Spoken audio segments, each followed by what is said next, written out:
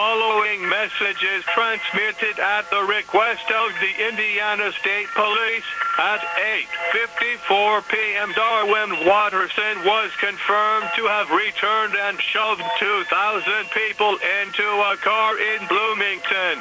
His intentions are not yet known if he has intentions. Take shelter now.